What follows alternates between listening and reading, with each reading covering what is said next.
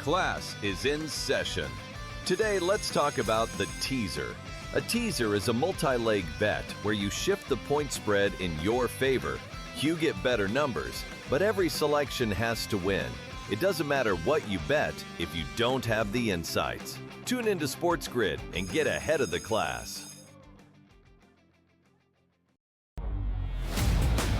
Can USA overtake Canada and get that gold, Joe? Absolutely, they can here. And ultimately, it feels like that is the two-horse race. And I think ultimately, Canadians don't really care if their team competes in the luge or the bobsled, Donnie, or anything else. They just want that gold when it comes to ice hockey. And that is the only thing that's going to matter there. The Early Line, only on SportsGrid. They cheated. No, they're not saying Right? that. Well, they're not, but they're not really giving a reason on Kraft. The only two of the voters I've seen, maybe it's more, came out and said why they didn't vote for him. And they said, I'm limited to 3 votes. Yeah. And I will always pick a player over a coach or an owner. Right. By the way, I appreciate that. Yeah. Because that's the guy saying, I'm not afraid of you knowing who I picked. I'm going to tell you why I picked him. The Craig Carton Show, only on SportsGrid. But I will say, at 4.5 and over, I've been with covers for 20 plus years now, been betting for a long time. When it comes to 4 and 4.5 point spreads, if I'm looking at the favorite, I do not lay the points. I go straight to the money line, knowing that it's minus 200. This has been a no man's land for football betting in the NFL, basically since 2015, since they moved the point after touchdown back. In-game live, only on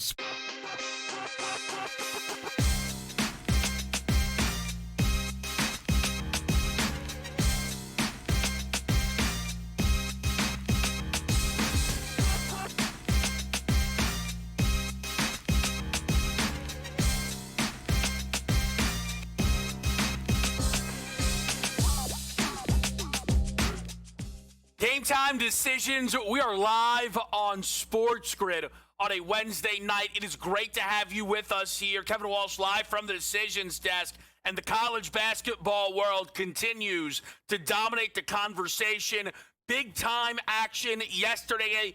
We had that marquee matchup between Purdue and Michigan where the Wolverines made a statement and saw their title price continue to fall. Now, underneath a 4-1 booking on FanDuel, that price is now plus 330, and it really just sets up quite nicely, especially if you're holding Michigan tickets, for this group to go under 3-1 if they win on Saturday against Duke, a huge showdown in the nation's capital. Lines already out for what many believe is the game of the year. Michigan, a 2.5-point favorite against Duke on a neutral court in that game. But the news today that really shifts the title race. Duke has a loss this year from Texas Tech. So does Arizona, and so does Houston. And yet Texas Tech's loss to Arizona State last night, hardly the biggest they suffered. Their best player, one of the most impactful in all of college basketball, JT Toppin, has unfortunately now been sidelined for the remainder of the season with a torn ACL. Texas Tech, a team who right now profiles as comfortably one of the 20th best in the country, is booked at 100 to 1 to win the national championship. It is a team who might be able to win a game, right? Maybe 2 with, some excellent play from Christian Anderson if it comes in.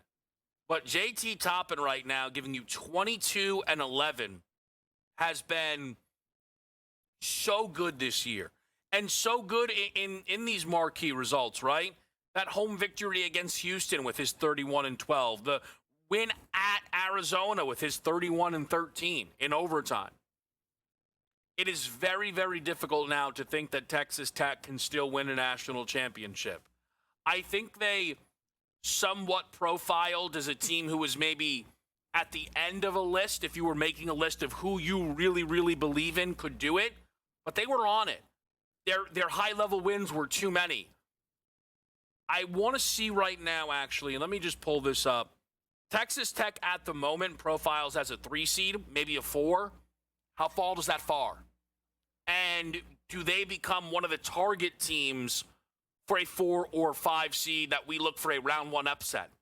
The JT Toppin news is monstrous, and it shifts the national championship race, no doubt about it. Now, speaking of Texas Tech and that Big 12, it's a showdown tonight in Arizona as the Wildcats look to stop some of the bleeding.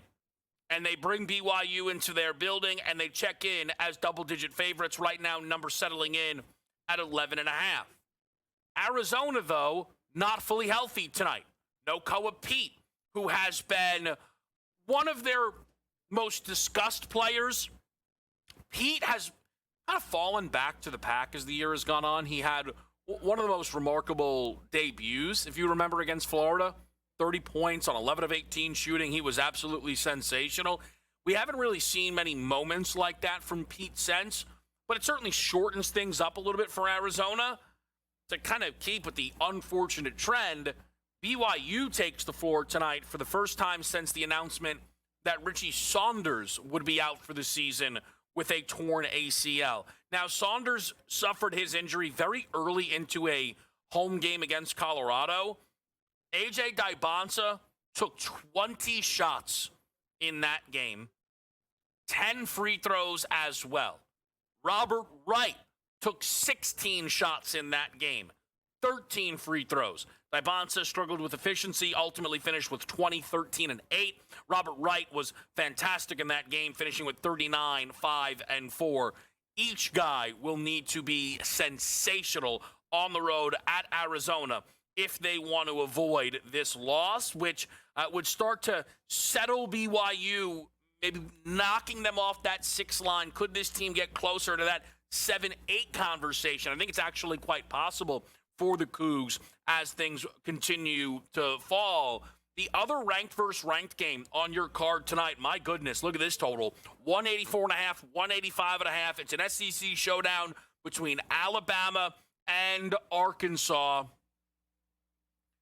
The total is going to, I think, for the bettors be the big topic of conversation, and rightfully so. I mean, it's a monster number, right?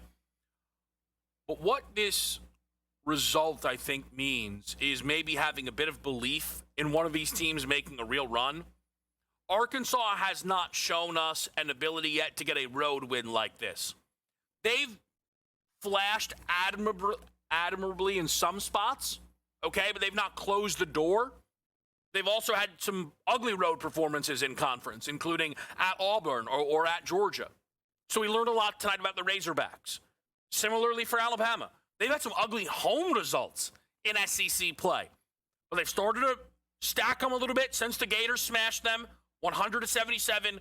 Can they keep that going tonight? We learn a lot in this SEC race. Other key spots tonight, UConn is in action at home against Creighton, laying 15.5. What a down season for Creighton. A usual NCAA tournament staple will not be featured. The Jayhawks on the road in Big 12 action as they go up against Oklahoma State. Your late night see Gonzaga laying a huge number against the Dons out in the WCC. So we will keep our eyes on everything in between. I am sure a lot of you, though, are right now still catching your breath off of the USA-Sweden Olympic hockey, as the Olympics have really stepped up, but today, really a huge day, an excellent day, an exciting one on the men's side for the hockey tournament. Slovakia, with a 6-2 victory over Germany, is the only game that did not get into overtime.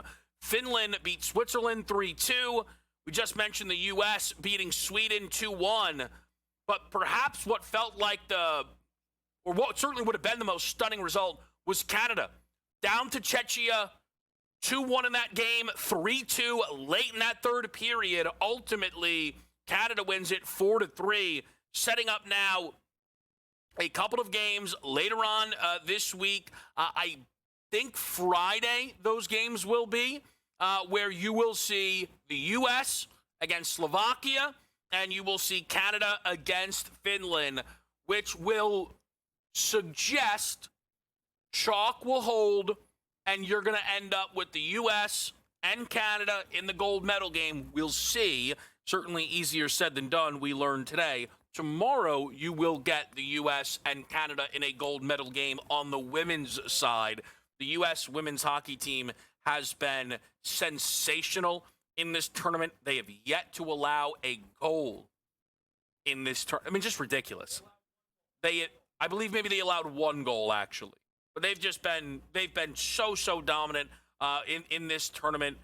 They've certainly not allowed a goal over their last 5 as I look at it here. So it's been incredibly impressive from that U.S. side. But we'll see what Canada can do. Certainly that was supposed to be closer than their once prior meeting. So we'll talk some hockey tonight. We'll go through this college basketball. We'll also continue to get you set for the Genesis, right? As we do have it's not a major event, obviously, but it's a really interesting one. With Scotty and Rory at the top, can anyone stop one of these two guys from winning this tournament? I don't know, man. There is a part of me. Sometimes we see books offer up the big guns market. I'm interested. We're going to talk about it. We get into the college game next, right here on SportsGrid.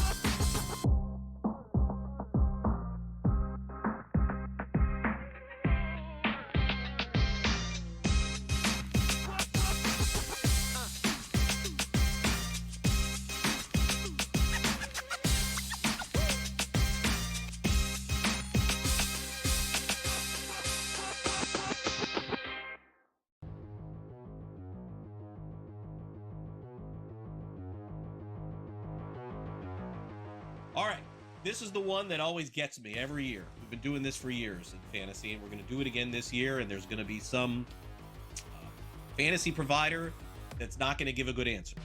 Shohei Ohtani should only count as one player in every league, meaning you can use him as a pitcher when you want, you can use him as a hitter when you want, buy or sell. I'll sell this. I think he should count as 2. I don't mind the only counting as 1, by the way. It doesn't bother me. But I say this because, once again, if you play in a weekly lineup league, you're never starting him as a pitcher. Never. He's always going to be a hitter. Always. All right, the Giants have already said they're going to start the season, and David Roberts mentioned he doesn't know for how long, with a 6-man rotation. So you're never going to get 2 start weeks out of him. He's only going to get 1. He's too good a hitter to leave out of your lineup. You're in a daily lineup league. It's a little different, right? Then you can use him as a pitcher there. So, and I also want to see the strategy, Craig. We know he's going number 1 overall as a hitter, but where does he go as a pitcher? I'm kind of curious to see what round he'd go with, right? He's, once again, once a week, he's not going to get 32 starts. So you're probably looking at 26 starts here. So where does that put him? Round 3, round 4? I like the strategy of it. So I'd like to see him count twice there. That being said, I don't currently play in any leagues where he can go as a hitter and a pitcher. It's always just one player. Which makes no sense to me whatsoever, that they cannot figure this out to make him just one player. He's the most valuable player in the world because of what he does. So he should be just one player, which you can just toggle in and out. Figure this out software-wise. Come on. There's never been a player like this before. I mean, I'm hosting Newswire. I'm hosting Fantasy Sports Today. Am I 2 guys? No, I'm 1. Fantasy Sports Today. Friday, starting at 3 p.m. Only on SportsGrid.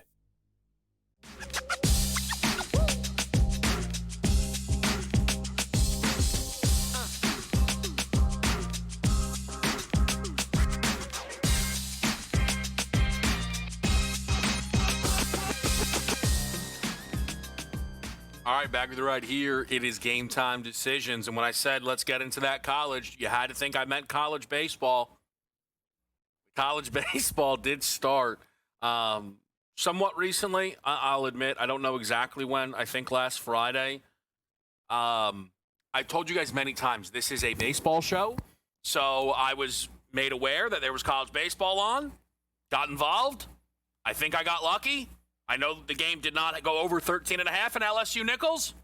We'll take it. We'll take it. Here's the thing. You might be like, Kev, come on. There's no way you're going to talk about college baseball beyond this. It's obviously featured in the Best Bet segment. It's obviously featured in the Best Bet segment. You know what? Let's get to that. Let's start with that, okay? We're going to get to the two big games tonight. Best bet for Sam Y, the college baseball guy. Kansas laying the 1.5 to Lamar. Sure. I don't know. I'll root it in. I got no problem with that.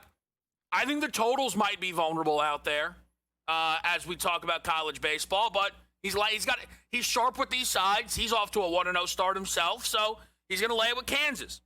AJ with a classic home pooch. Mizzou at home against Vandy, catching 3.5. Maybe they win it outright.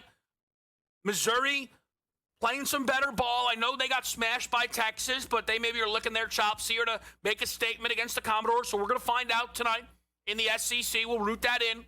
And then both Chris and I getting involved with what I think is the marquee game of the night, the game that you're, getting books throwing profit boosts out there for.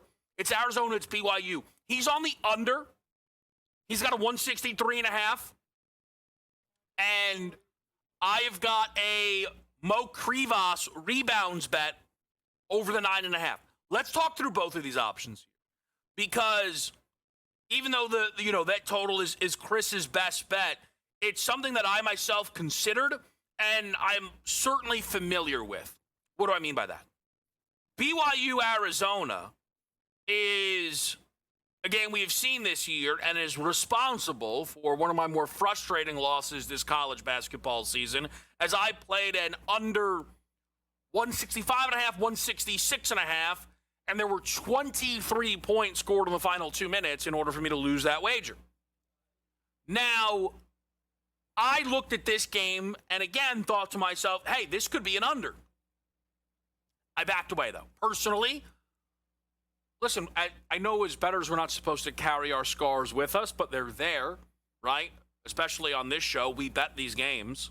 We talk about them, we bet them, we get in the mix, okay? We're not going to ask you to get involved with us. We're not getting involved ourselves. So I don't like that I'm already in the hole, right, in this specific matchup. And what I really don't like is that the total's 4 points lower than last meeting. Because usually you guys know that leads to me, hey, let's buy low on the total. I'm not doing that, right? But I lean that under that direction because I think BYU could be in a weird spot tonight as they are without Richie Saunders for the full game. Now, they basically did play a full game without him against Colorado. I understand that. But what is the game plan now that you're prepped and you're going in and you're well aware of it? How are you looking to replace Saunders' 3-point volume? Richie Saunders attempts 6.8 threes per game on the season, okay? This is a team, though, outside of that, are you getting a ton of 3-point attempts, right? He is so widely the main guy. He himself nearly had attempted more threes than Wright and Dybonsa combined. So, do you see an uptick in volume from Wright or Dybonsa? Does BYU become even more 2-point reliant? It's going to be very interesting to see, and it's going to be tricky to watch that offense. I would lean under myself. I like Chris's bet. It's his best bet, and that's how he's going to play it. I, though, am looking to try and take advantage of the other absence in this game, which is Koa Pete. Koa Pete got injured in the Texas Tech game, ultimately only played 11 minutes, and we saw Tobe Awaka come in and be really impactful. And Awaka is one of the more impactful per-minute guys in the country, right? Basically averaging a double-double in just about 20 minutes a night and playing a full step-up workload plus overtime. He goes for 16 and 12 against Texas Tech. But the books are very prepped for Awaka to be inserted into the starting lineup and produce. And that's fine. I'm not playing Awaka under, but he has an 11.5 rebounds prop booked at minus 140 to the over. Give me Krivas at 9.5. In the second half of that game against Texas Tech, Krivas grabbed 5 rebounds to Awaka's 6. In overtime, it was Awaka 2-0. But again, it's not that you don't get to see Awaka eat.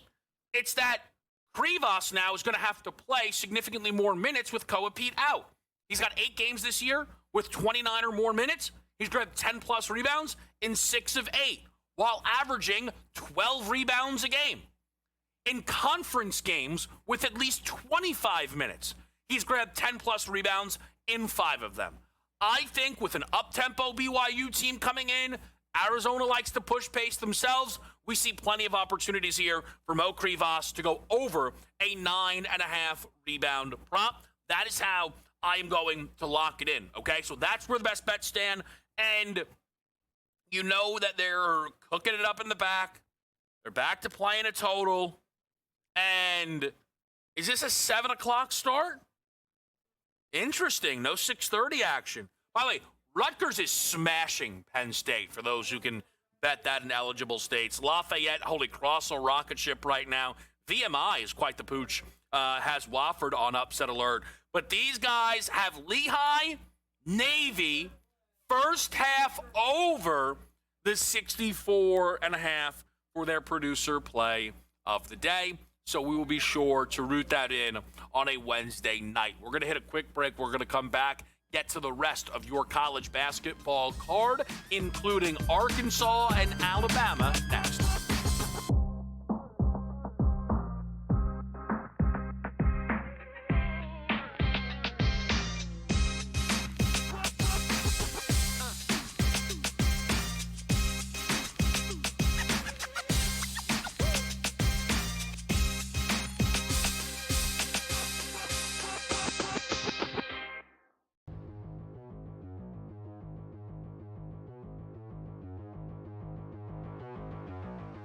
All right, this is the one that always gets me every year. We've been doing this for years in fantasy, and we're going to do it again this year, and there's going to be some fantasy provider that's not going to give a good answer. Shohei Ohtani should only count as one player in every league, meaning you can use him as a pitcher when you want, you can use him as a hitter when you want, buy or sell. I'll sell this. I think he should count as 2. I don't mind being only counted as 1, by the way. It doesn't bother me. But I say this because, once again, if you're playing a weekly lineup league, you're never starting him as a pitcher. Never. He's always going to be a hitter. Always. All right, Giants have already said they're going to start the season, and David Roberts mentioned he doesn't know for how long, with a 6-man rotation. So you're never going to get 2 start weeks out of him. He's only going to get 1. He's too good a hitter to leave out of your line. You're in a daily lineup league. It's a little different, right? Then you can use him as a pitcher there. So, and I also want to see the strategy, Craig. We know he's going number 1 overall as a hitter, but where does he go as a pitcher? I'm kind of curious to see what round he'd go with, right? He's, once again, once a week, he's not going to get 32 starts. So you're probably looking at 26 starts here. So where does that put him? Round 3, round 4? I like the strategy of it. So I'd like to see him count twice there. That being said, I don't currently play in any leagues where he can go as a hitter and a pitcher. It's always just one player. Which makes no sense to me whatsoever, that they cannot figure this out to make him just one player. He's the most valuable player in the world because of what he does. So he should be just one player, which you can just toggle in and out. Figure this out software-wise. Come on. There's never been a player like this before. I mean, I'm hosting Newswire. I'm hosting Fantasy Sports Today. Am I 2 guys? No, I'm 1. Fantasy Sports Today. Friday, starting at 3 p.m. Only on SportsGrid.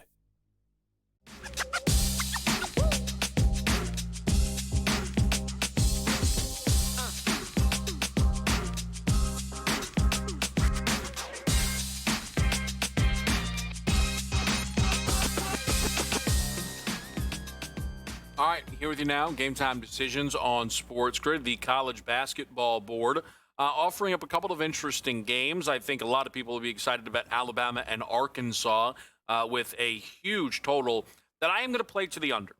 Now, I played it on the smaller side, but it doesn't mean I don't like it. Obviously, as I played it, I did play it at 185.5, though. It looks like that was a minus 115 on the score at the time. Most books were booked around 184.5. Those seem to largely be gone, and we're now settling in at some 183.5 here for Alabama, Arkansas. So some buyback on a total that it looks like it opened at around 181.5. It's very interesting. It's something I think about. I could probably figure this out, or I should at least reach out to somebody who kind of does models of what is the highest total we could get between two active college basketball teams, right? And this is probably one of the highest totals that we could get. Because you have Alabama, who right now has the highest tempo in college basketball with the third best offense, and Arkansas, who has the sixth fastest tempo in college basketball with the 25th best offense, with each of those teams not being inside the top 40 defensively. The only teams, or the only team that would be quicker and better offensively than Arkansas's Michigan, it's the best defense in college basketball, though, right now, right? So that, I don't think, would give us a higher total, I don't think, at least. There would be some interest in Georgia, because they are 10th in tempo. I think Georgia, Alabama, right now, seemingly would project around a 182.5 spot, right? Now, they're not as good offensively, but, you know, again, it would be similar ballpark here. Look, the thing is, and everybody knows that when you play a total of this, it's not that you need a clean ride. You need the cleanest of rides. And Arkansas may not shoot enough threes to get this where it needs to go, right? They also seem to be good enough at defending the three to maybe push Bama off the line. So we're going to take a shot here. We're going to play a light under 185.5 in Alabama and Arkansas. And then I'm going to lay some points on the road. I know it's always scary in college basketball, but Kansas has 6.5. Feels like we've overreacted a little much to their loss against Iowa State. Or maybe too much to Oklahoma State beating BYU, 2 weeks ago now. BYU ended up closing as about 8.5-point favorites in that game. This is 6.5. Kansas is better than BYU. We all know that. We know that. We saw it. We know how those teams are priced. I understand that OSU, maybe you could argue goes up at SIC and power rating via the victory, but not enough in relation to Kansas's gap from, again, BYU in my opinion. So I'm happy to lay the 6.5 with Kansas. It feels like a good spot for Darren Peterson, who, and let me see if this is still true, if he has a 20.5-point prop here. Because I want to make a point on Peterson, who's all of a sudden never going over that number. It is juice varying a little bit, but still, this is the same number that we saw for Darren Peterson on the road at Iowa State. I mean, these are incredibly different situations here when we go side by side, defense and tempo, right? Iowa State's the 8th best defense in the country, playing at a tempo outside of the top 200. Oklahoma State is 106th in defensive rating, playing at the 13th fastest pace. So there's quite the case to make for a Darren Peterson prop, and I may be making it more and more as we kind of sit here and discuss. I'll look around and see what I can find in terms of best price on a Darren Peterson number. I see a FanDuel 20.5 right now at -120.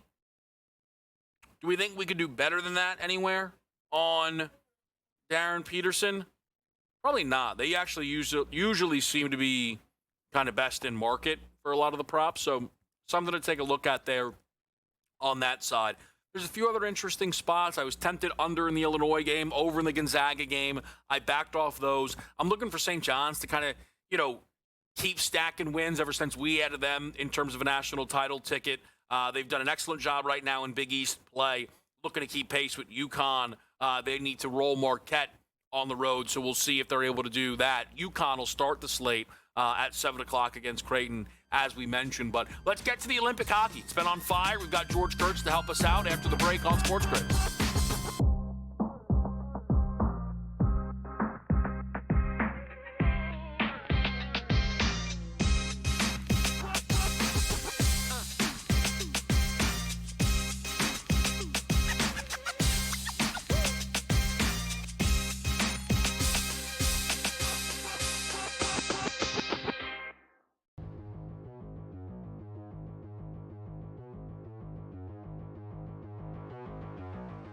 All right. This is the one that always gets me every year. We've been doing this for years in fantasy, and we're going to do it again this year, and there's going to be some fantasy provider that's not going to give a good answer. Shohei Ohtani should only count as one player in every league, meaning you can use him as a pitcher when you want, you can use him as a hitter when you want, buy or sell. I'll sell this. I think he should count as two. I don't mind the only counts as one, by the way. It doesn't bother me. But I say this because, once again, if you play in a weekly lineup league, you're never starting him as a pitcher. Never. He's always going to be a hitter. Always. All right, Giants have already said they're going to start the season, and David Roberts mentioned he doesn't know for how long, with a six-man rotation. So you're never going to get 2 start weeks out of him. He's only going to get 1. He's too good a hitter to leave out of your lineup. You're in a daily lineup league. It's a little different, right? Then you can use him as a pitcher there. So, and I also want to see the strategy, Craig. We know he's going number 1 overall as a hitter, but where does he go as a pitcher? I'm kind of curious to see what round he'd go with, right? He's, once again, once a week, he's not going to get 32 starts. So you're probably looking at 26 starts here. So where does that put him? Round 3, round 4? I like the strategy of it. So I'd like to see him count twice there. That being said, I don't currently play in any leagues where he can go as a hitter and a pitcher. It's always just one player. Which makes no sense to me whatsoever, that they cannot figure this out to make him just one player. He's the most valuable player in the world because of what he does. So he should be just one player, which you can just toggle in and out. Figure this out software-wise. Come on. There's never been a player like this before. I mean, I'm hosting Newswire. I'm hosting Fantasy Sports Today. Am I 2 guys? No, I'm 1. Fantasy Sports Today. Friday, starting at 3 p.m. Only on SportsGrid.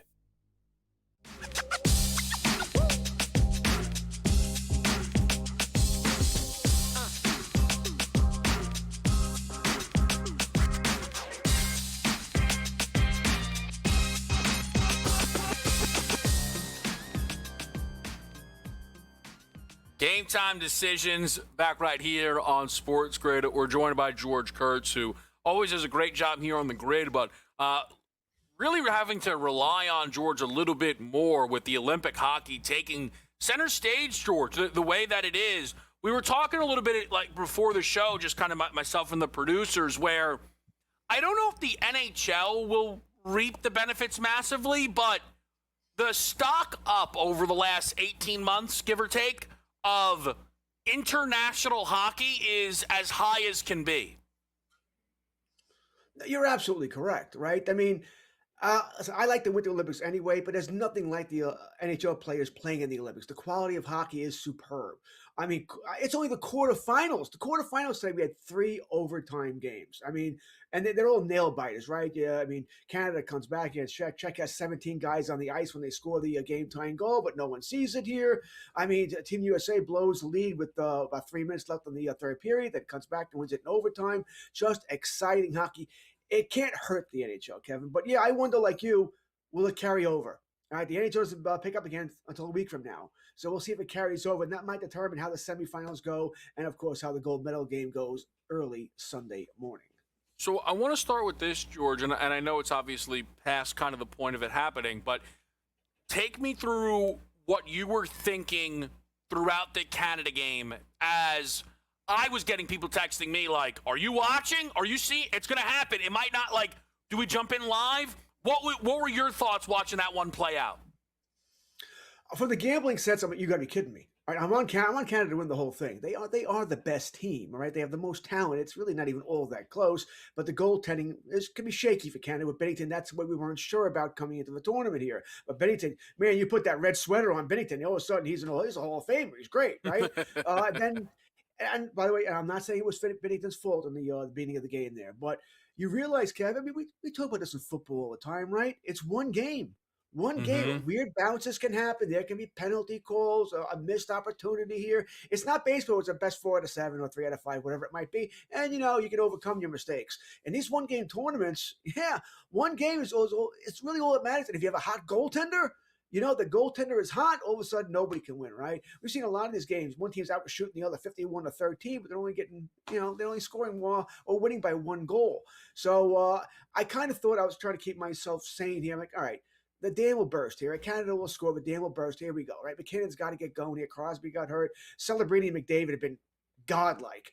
All right, so it finally did happen here. And I really haven't changed my opinion. I still think Canada is the best overall team. I think they will win the tournament, just like I thought they would win Four Nations. Nothing's really changed here, but it's one game. You truly don't know.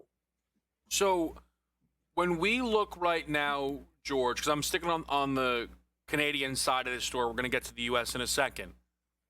How much, if at all, does your perception change of Canada after this game? The Olympics aren't supposed to be easy, right? So I'm not trying to say, oh, they should be ashamed that they had to play an overtime game. But how do they feel more vulnerable to you after watching that game? Okay. Are you the optimist or the pessimist? All right. If you're the pessimist, okay, Canada can be beat, right? What did Martin Netcher say? I mean, it was a great line about from Jackie. He's like, well, we lost to him the first game 5-0 because we knew we couldn't beat him twice, so we didn't care about game one. We'll take this one more seriously, which pretty much what he was trying to say. And he almost was proven correct, right? They almost won the game here. Now, Canada does get, in my mind, the tougher draw in Finland. Finland, I had it ranked, listen, Canada, USA, Sweden, Finland. That was my top 4 coming in. I don't think that's really changed for me here. Not that the other teams are Slovakia or Czech are bad teams, but I thought those are my top 4. Those are also, no surprise, have the most NHL players there. All 4 of those teams have the most NHL players here. So Canada gets the tougher draw here.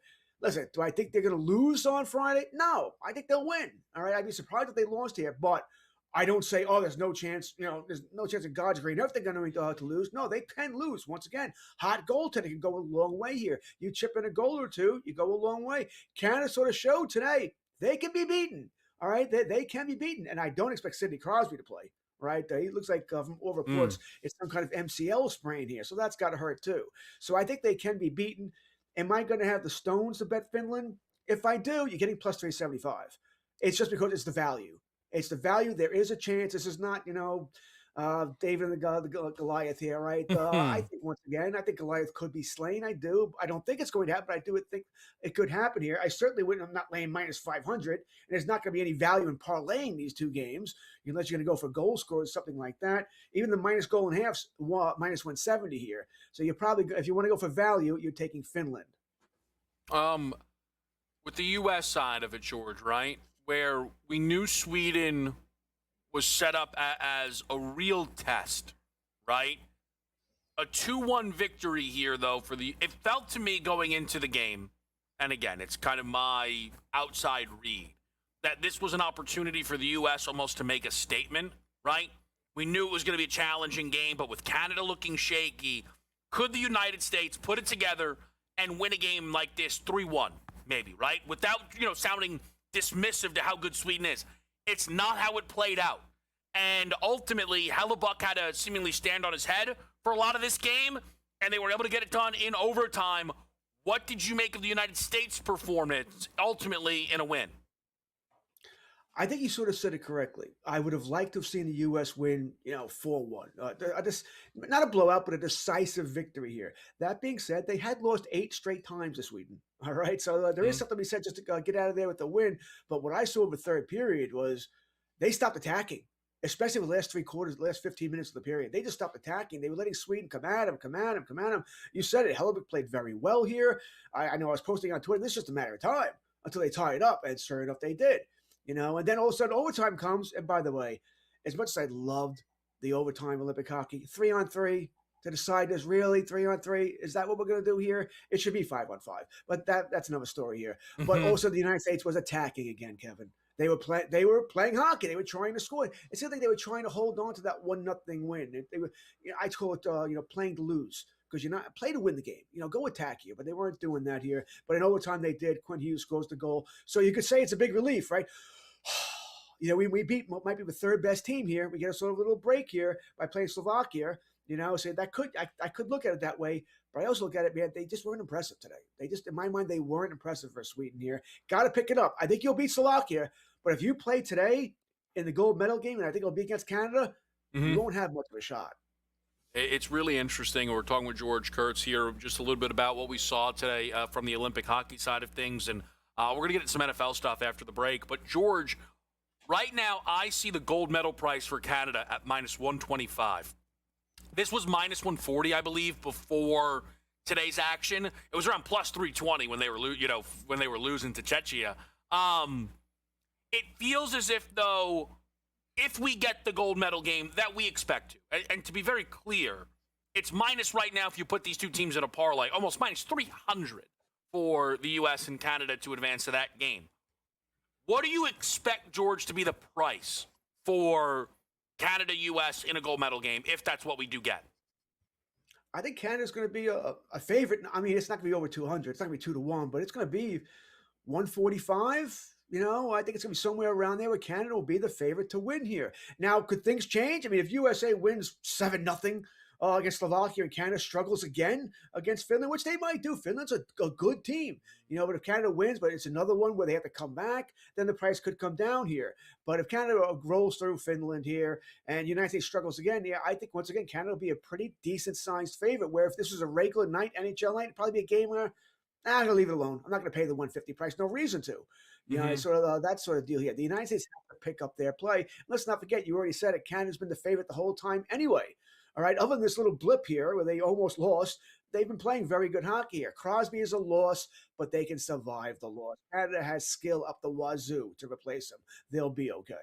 All right, let's take a quick break here on Game Time Decisions. A couple of NFL topics to dive into with George after the break right here on SportsGrid.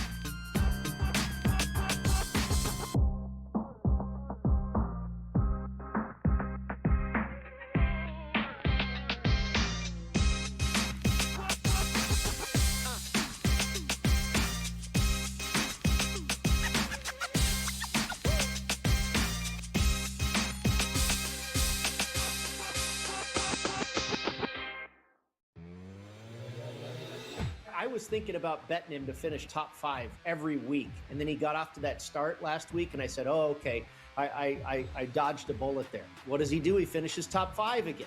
And you would think he's probably going to do it again. I mean, he has, I want to say it's like 18 top 10 finishes in the last season or something like that. That's not even close to what Tiger had. It's way better. In-game live, only on SportsGrid. The level of hockey is being played. Like, if you're not really into the NHL, you should watch this and you will enjoy it. Like, it's a different level of hockey. Like, the NHL, basically, there's like 6 really good guys on each team. And in the Olympics, like, every guy is good. Like, it's next level. It's something to behold. Winter Game Central, only on SportsGrid.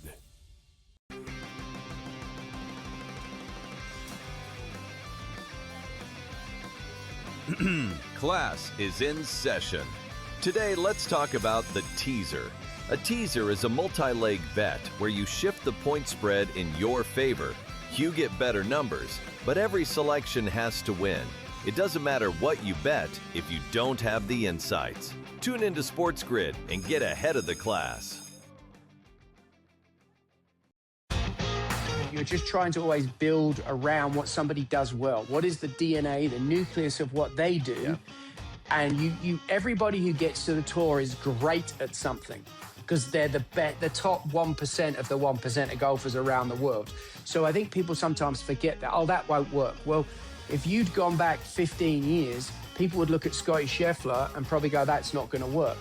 The Smiley Show, only on SportsGrid.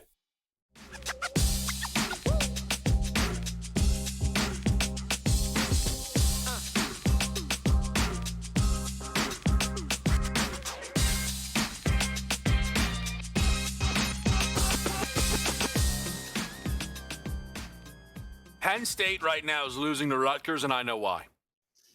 Because I looked quickly, and one of the kids' jerseys was so tight on Penn State, I thought it was a wrestling leotard.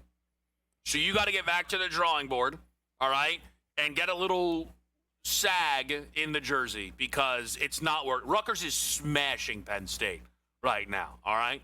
So time to button it up. Certainly not a basketball school, the Nittany Lions, but that's enough of that. George Kurtz is with us here on a Wednesday night. And George, I guess it shouldn't be surprising. I just don't think this is the space to get into the specifics of it all, but Rashee Rice is in trouble seemingly again. the things that I am seeing from, people who read into it think that this one could be really bad for him. I think about the fact that, hey, some NFL win totals are coming up today. And now we're in this interesting spot with Kansas City of Mahomes off an ACL tear. We do not know if Travis Kelce is going to be on the team. We now do not know what amount they can rely on Rashee Rice. All of a sudden, the idea of them bringing in Tyreek Hill might be out of necessity instead of nostalgia. It feels like it's been a long time, George, since we've seen some positive updates out of Kansas City. Oh, I think that's fair. I think that's very fair here. And this sort of changes everything, right? I mean, listen, our producer who we're trying to kill during the show, Sam, he put a question on FST about a month ago on the buy or sell if Jeremiah Love, right, top running back in the draft, would he make it past Kansas City at 9? And I think consensus is no. He'd probably go to Kansas City at 9 now. But let's just say, Kevin, and the draft's 2 months from now. We have more information here. And I'm hearing the same things you are, that this could be bad for Rice, right? That he can get more than the 6 games here. Well, can they take Love now? Do they have to take a wide receiver? They could probably get the top wide receiver on the board or close to it at 9. Well, how does that? Tyreek Hill, I mean, even if you're an optimist, he's not the same player he used to be, right? He's coming off a devastating knee injury there. What is he, 70% of that player? He's never been a great route runner, never been a great hands guy. Without his speed, Kevin, what is he? I don't think anybody truly knows that at this point in his career. And plus, he contemplated retirement a couple of times. We all know what Bill Parcells said. If you're contemplating retirement, you are retired. That sort of thing there. So I think this is a very interesting offseason. Plus, Pat Mahomes, is he going to be ready for week 1? I kind of think yes, but we don't know that. And even if he is, will he have the mobility he's had? We don't know that either. That division is getting rougher and rougher here, right? Chargers are a good team. Denver, we know, is a good team. We'll see what the Raiders do with Mendoza there. But this is a very interesting offseason for the Kansas City Chiefs and what they're going to do at wide receiver and at number 9. Yeah, it's a really smart point, George, to kind of bring it back to the draft. And so we talked a little bit about this on an episode of Pro Football Today. So my worry for them, George, is it's a gamble to not shore up running back before the draft.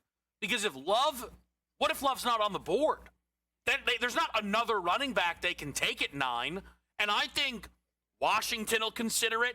I think New Orleans will consider it, each picking at 7 and 8. And I don't think Kansas City's going to trade up for a running back, right? That doesn't really seem like what they're going to do. I know, they just restructured the Mahomes deal, clearing some cap space, but man, and here's the thing, and again, I don't want to get, too much into it because I don't know the depth of it all, but it sounds like there's going to be a case to make that Rashee Rice shouldn't continuously be given chances by Kansas City, right? Like, I know Andy Reid's gotten very comfortable over years being, second chance Rashee Rice is burning through chances here very early into his NFL career. Oh, I agree. This is generally along the organizational thinking, right? Some organizations don't put up with anything like this. Some will give you chance after chance after chance after chance. And let's face it, if you have talent, you generally get more chances. You don't have talent, you don't get those chances, right? That's the way that works for the most part. There are some organizations who aren't taking it, no matter who you are here. But the more talent, the more risk teams will be willing to take. Like I said, we have 2 months. We have 2 months before we draft. We only have a couple of weeks before free agency. That's really when they may have to start making their decisions here. Are we going to have him? Are we not going to have him? Do we want to move on from him? He's not. I don't believe. I know he's not due for a contract extension. But if he was, it'd be even more interesting, right? Who would pay him? Right. Who would pay him? There'd be no signing bonus, right, with this hanging over his head or anything like that. So you would think after the last suspension that the player would wake up, but it just doesn't happen. It always boggles our minds because how are they risking millions upon millions of dollars? It's nuts. Who would do that? But they do. A lot of athletes do it over and over again. So it will mean the Chiefs have to make some tough decisions here and probably some educational guesses because I don't think this will be settled. Something will be settled by free agency, and I doubt it's settled by the draft as well. So to move the line a little bit as it relates to Tyreek Hill, who. You want to talk about a baggage-free player, right? Kansas City, maybe they got to type all it. My gosh, man. outside of Kansas City, George, are there places that interest you as potential Tyreek Hill landing spots? Well, come on. Every wide receiver that we're going to talk about, what team are we going to talk about? I assume Buffalo. Yeah. It's going to be Buffalo, right? Your boy AJ Brown, Buffalo. He's going to be Hill, Buffalo. Pierce, who's afraid. Everyone's going to be aimed at Buffalo. Who are they going to pick up? How are they going to help Josh Allen, that sort of thing? So, yeah, I think a lot of that's going to be aimed at what will Buffalo do? Do they want to do? They're going to go through the draft again. I seen that trade they put online, I think FanDuel or whatever, that Buffalo should trade Keon Coleman and, I don't know, number 1 for Brian Thomas. But that's also interesting. Where would Brian Thomas go? Since he doesn't seem to be getting along with Trevor Lawrence on that offense there. So there'll be a lot of moving pieces here. But, yeah, where Tyreek Hill ends up and what Buffalo does, and by the way, what Kansas City does as well, because they need help there. You said it earlier, but I don't know what Kelsey's going to do. I kind of think he's coming back because of Nagy. I think he's going to come back, but I'm not positive about that. But there could be a lot of moving pieces in Kansas City as well. The thing with the Travis stuff, I've thought he's coming back. I don't entirely know what the holdup is. And I just wonder sometimes if all of this stuff makes him be like, you know what, man? Time to go make the same amount of money not taking hits. George, appreciate it as always. We'll get best bets on the other side. It's Game Time Decisions.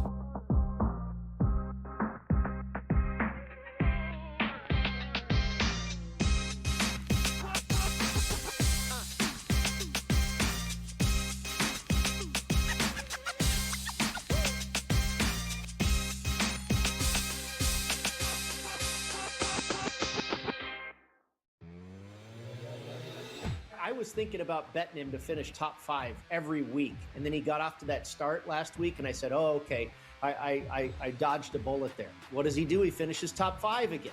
And you would think he's probably going to do it again. I mean, he has, I want to say it's like 18 top 10 finishes in the last season or something like that. That's not even close to what Tiger had. It's way better. In-game live, only on SportsGrid. The level of hockey is being played. Like, if you're not really into the NHL, you should watch this and you will enjoy it. Like, it's a different level of hockey. Like, the NHL, basically, there's like 6 really good guys on each team. And in the Olympics, like, every guy is good. Like, it's next level. It's something to behold. Winter Games Central, only on SportsGrid.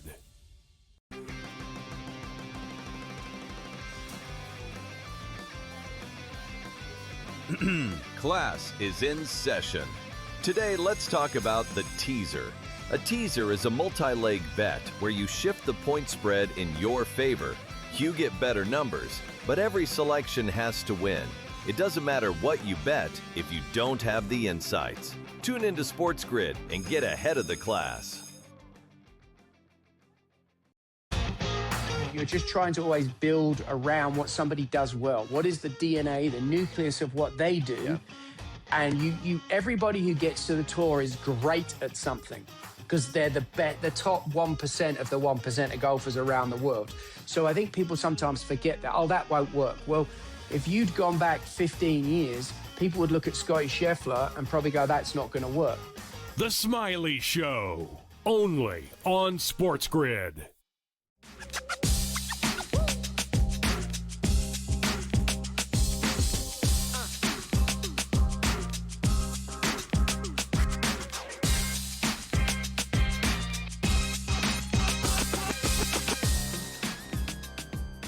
Game Time Decisions with you here on a Wednesday night. Taking a look at your college basketball board. I think that's where a lot of people are going to be focused in on a Wednesday. Tomorrow, we bring the NBA back into the fold. It's a solid card. So it's interesting, right?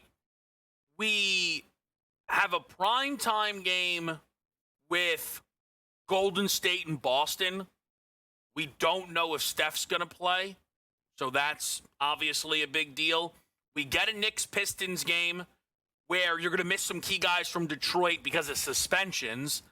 So that's a little interesting. The Sixers ruled Embiid out. That doesn't make much of any sense to me. Like, how out of the All-Star break is Embiid not good to go? Very confused by that. Very, very confused. You also have the Rockets playing, which, well, you know, how's that locker room doing? Not great, maybe? I'll say this, okay? I'll do a little self-promo. The Kevin Walsh Show SportsGrid podcast got into a little bit some of the Durant texts of it all. One thing, the Rockets season is going to end disappointing because that's how every team Kevin Durant has been on since he's left Golden State has ended, right? I think that's fair to say. And then this offseason, either they're going to trade Şengün or Durant, it feels like. Like, Houston could reasonably feel like they've rehabbed KD's value, that Phoenix somehow sunk, and they can get more back for him. But I don't really know if this continues in Houston this way. Doesn't feel like it. To me, my 2 cents. We'll see. But, you know, we're excited to get the NBA back in the mix tomorrow. Actually, I'll tell you this. I believe DK has a happy hour promo. You just have to opt in before 7 o'clock tonight, and you get a points prop boost for tomorrow. You don't have to use it tonight. You just got to opt in. So if you want, if you're betting the NBA tomorrow, make sure you do that. Let's go through the college basketball board. Okay, producer Play is going to tip in a couple of minutes here. They like Lehigh, Navy. Let me look into this game a little bit here. Over the first half total. All right, let me just do a quick read. Navy can't score it. Guard's all right. Very slow. Okay. Lehigh. Well, how do we spell Lehigh? We're learning this on the fly. Where's Lehigh? Where's Lehigh? I don't know. Can't find this. Hold on a second. Hold on. I'm going to find him. All right, let's go to Navy. Let's get into the Patriot League here. Oh, LEH. Wow, nobody knew that. This team can't score it, can't guard it. I mean, you want to talk about a program. Can't score it, can't guard it. All right. They've played Navy already this year. And that's interesting. How'd that first half total do? I know that's always a part of a Chris Cap. I know that's a part of a Chris Cap. Although to be oh, wow. Not good. Hold on. Let's first of all, the game went to double overtime. 27-26 last go around at the Mountain Hawks building. All right. I mean, double overtime. Interesting.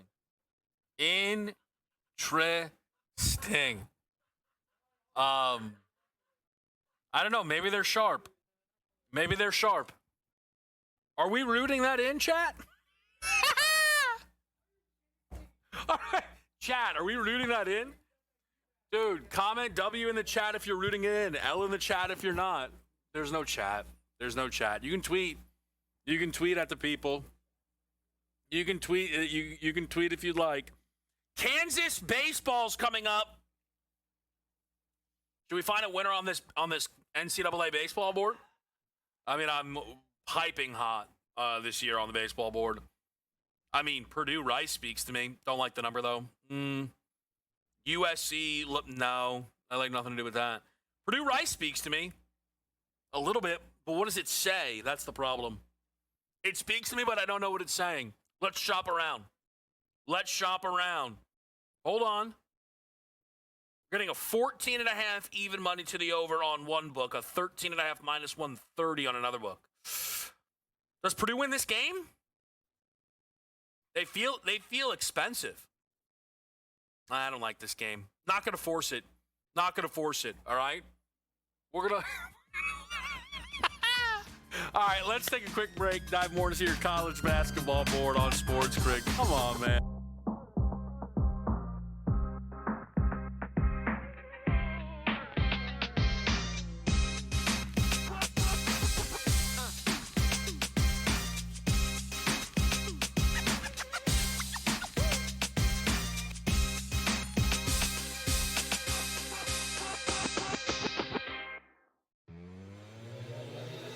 I was thinking about betting him to finish top 5 every week, and then he got off to that start last week, and I said, oh, okay, I dodged a bullet there. What does he do? He finishes top 5 again.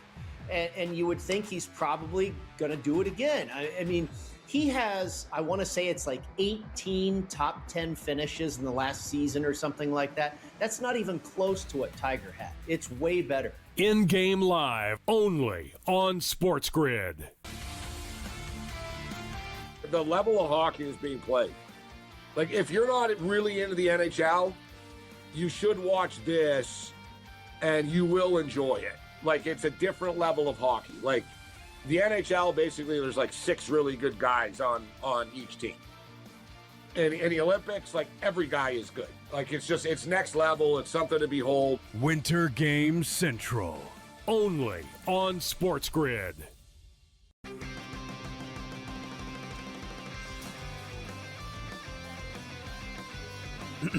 Class is in session.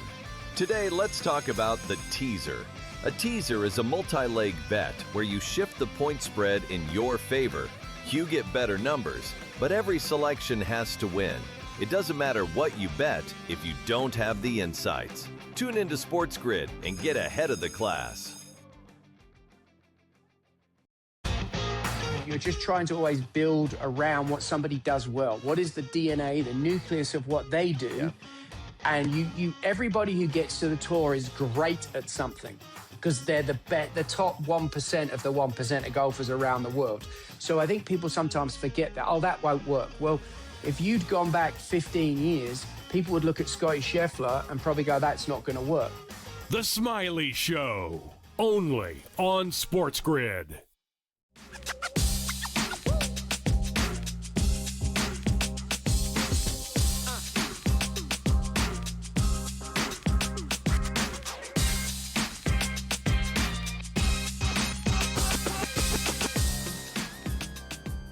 All right, let's get in the mix. Game time decisions. We're on an under in this Arkansas-Alabama game at 185.5. I think it's going to be a fun game to track live, which is exactly what we will be doing. There's a few games tipping off at 7, including UConn-Creighton, which our next guest is going to talk to us a little bit about. Rohit Panaya from Covers does an excellent job over there. Rohit, it's been a little bit, man, since we've been able to get into one of these slates, and it's a pretty good one on the college card tonight. I know you have some action with UConn hosting Creighton. Yeah, I love the team total for UConn in this spot. I'm staying away from the spread. I mean, both of these teams have just been terrible against the spread over the last couple of months. I don't think Creighton's covered in their last 10. UConn's something like 2-10 ATS in their last 12. But UConn's offense has been highly efficient. They shoot the ball extremely well. They take care of the ball. They are able to shoot from kind of everywhere on the floor, and they have multiple guys that can fill up the basket. And Creighton's defense is just terrible right now. I mean, they've always kind of had issues with guys in terms of athleticism, but Ryan Kalkbrenner was always able to kind of erase those mistakes at the hoop. They don't have Kalkbrenner this season. It has really showed. They're allowing over 82 points per game over their last 10 games, sitting dead last in the Big East in adjusted defense and opponent efficient field goal percentage during that span. So I think they're going to get lit up here. I know UConn doesn't play at a really fast pace, but I don't think they'll need today 80 points here. And the team total sitting at just 79.5. They scored 85 points against Nebraska in Omaha last month, and I think they're able to just shoot the lights out here. Rohit, I don't know how much you are kind of already positioned, perhaps in the futures market with the college basketball. UConn is the one team I don't have a piece of that I'm a little bit interested in. So much of it is tied to Hurley and the tournament resume. He nearly knocked off Florida last year, right, in a down year, who ultimately goes on to win the championship. How do you feel about this UConn team as it relates to winning what would be a third championship in 4 years? Yeah, I mean, I think they are such a dangerous team, but I mean, the fact that they're not really tested or battle tested in the Big East as much is a little bit worrying. They're really the only real, true strong team there is probably St. John's, and they lost against St. John's the last time they played them. Biggest concern for me, of course, is that free throw disparity they have.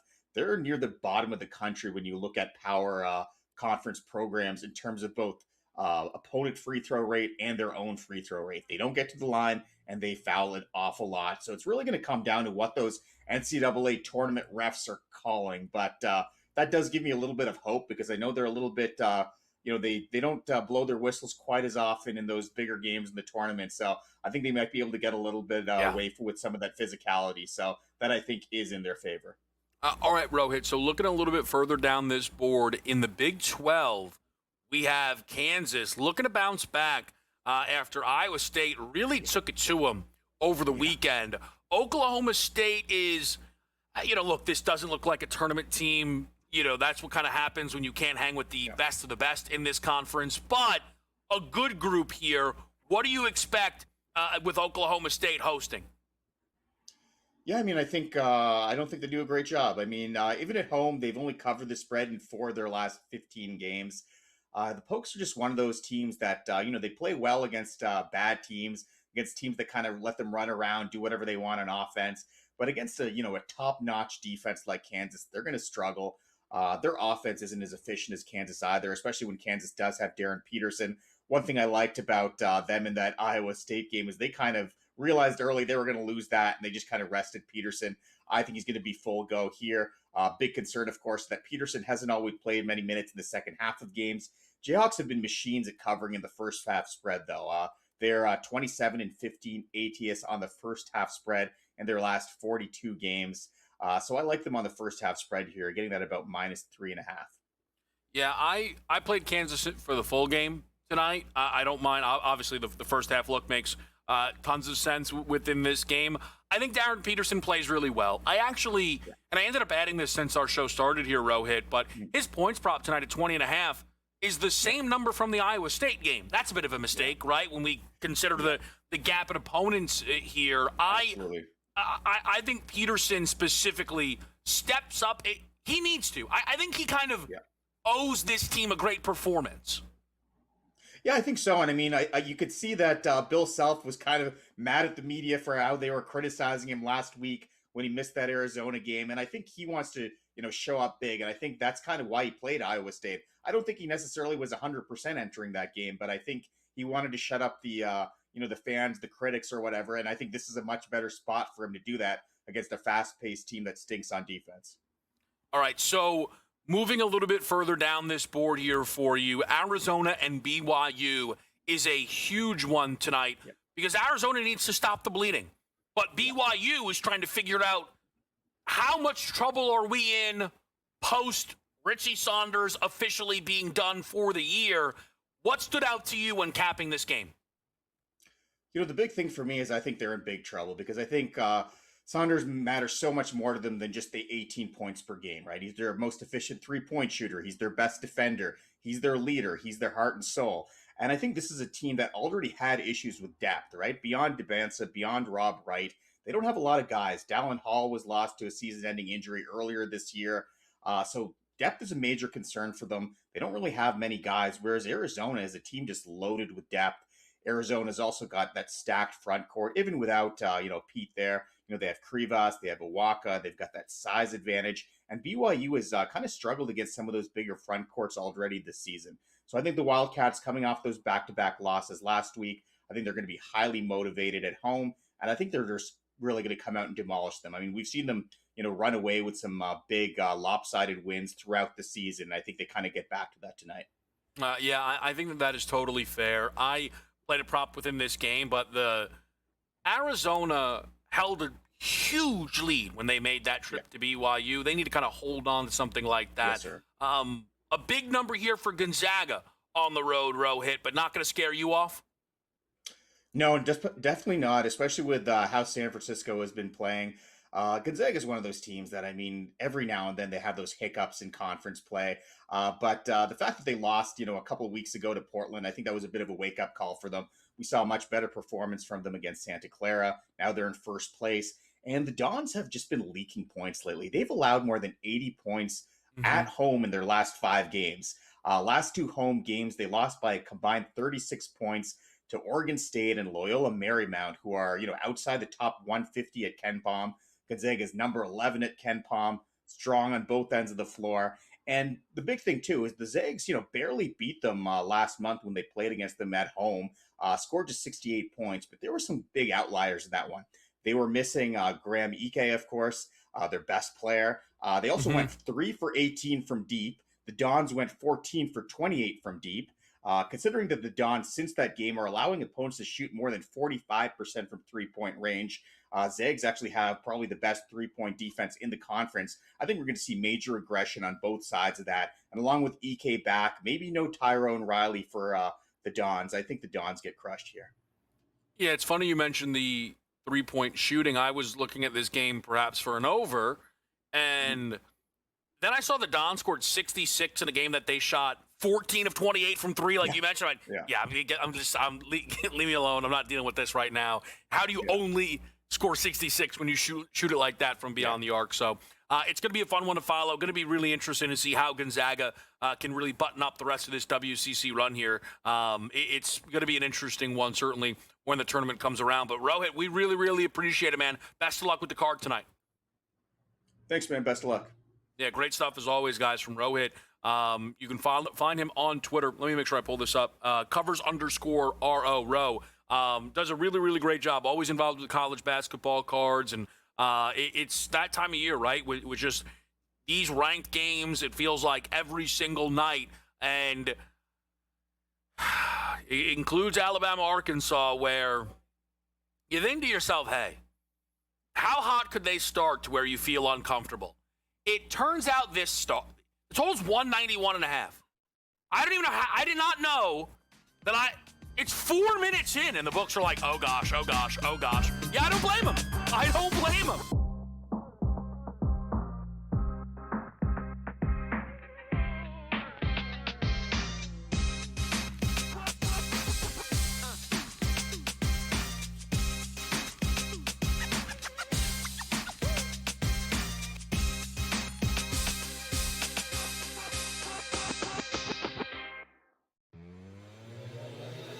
I was thinking about betting him to finish top 5 every week, and then he got off to that start last week, and I said, oh, okay, I dodged a bullet there. What does he do? He finishes top 5 again. And you would think he's probably going to do it again. I mean, he has, I want to say it's like 18 top 10 finishes in the last season or something like that. That's not even close to what Tiger had. It's way better. In-game live, only on SportsGrid. The level of hockey is being played. Like, if you're not really into the NHL, you should watch this and you will enjoy it. Like, it's a different level of hockey. Like, the NHL, basically, there's like 6 really good guys on each team. And in the Olympics, like, every guy is good. Like, it's next level. It's something to behold. Winter Games Central, only on SportsGrid.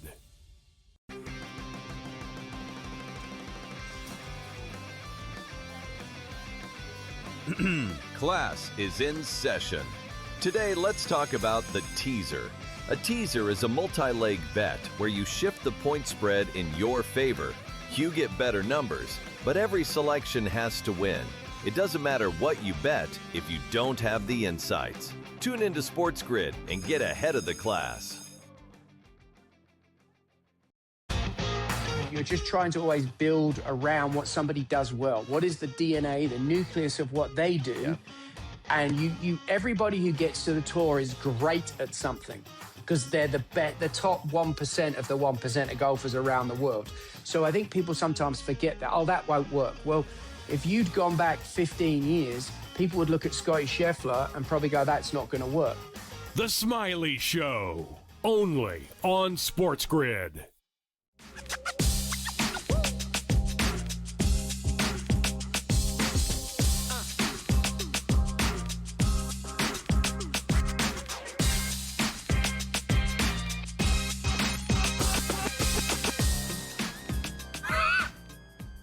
Guys, we are now going to try and figure out who is in worse shape, me or the producers. Let's get live eyes. Let's get live eyes on Lehigh. All right. We are rooting in a first half over of 64.5. There are 18 points. 8 minutes in. Nobody's missed a free throw because nobody's taken one. Lehigh shooting a smooth 0 for 5 from beyond the arc. Navy shooting an even smoother 2 of 7 from 2. I mean, you want to talk about a hashtag explain yourself. Let's get a live total. If you liked it at 64.5, you'll love it at 59.5. Minus 128, though, so might as well be 60.5 here. They have Navy as a live 7.5. I mean, Lehigh might win this game. Are you kidding me? This Lehigh team's got, well, Navy's getting their heads, hold on a minute. Navy's getting their heads down all of a sudden here. I got 14-8 as a new live tally. All right, so maybe the fellas are going to start to live a little. First half total 60.5. Chris added a point in the back. He got a bad number on his already bad. Alabama, Arkansas. I got to be honest with you.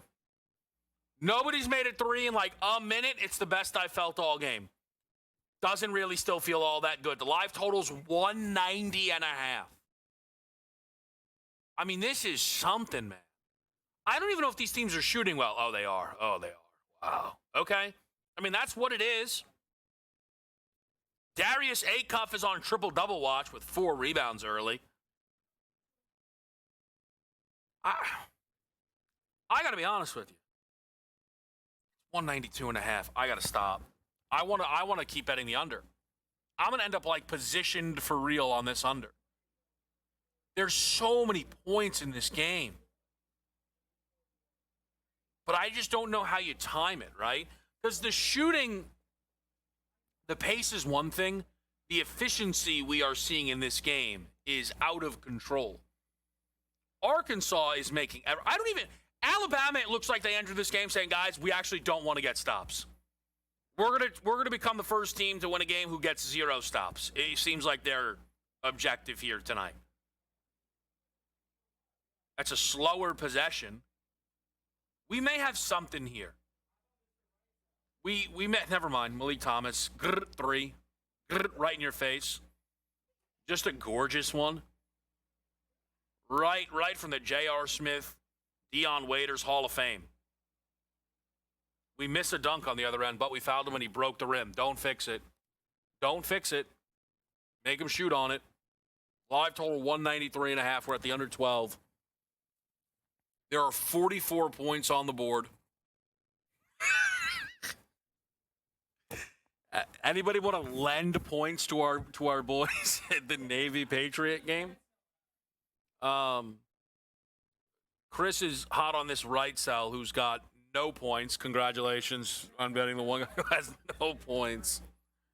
Okay. Can we get a live under here? All right, let's look at the first half number. We actually shouldn't do that. Everything's locked. I'm not touching this game right now. UConn's down early to Creighton, which is interesting, 17-15. So we'll keep eyes on that.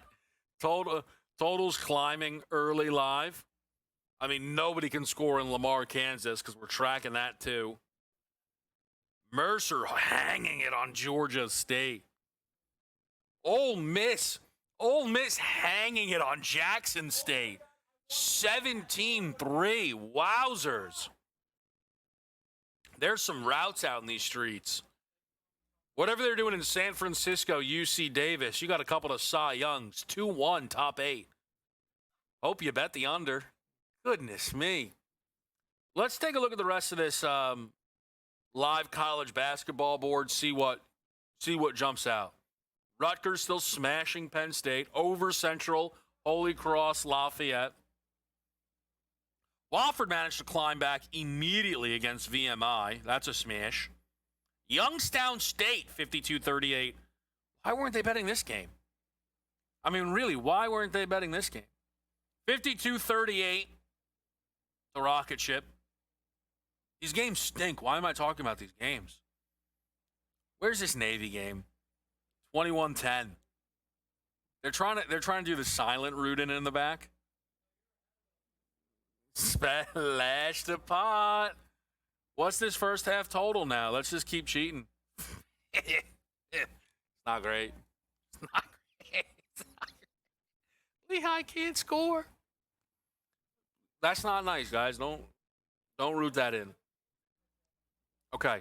Now, I wanted to just quickly mention, we're going to get into a little bit more of some of the NFL stuff.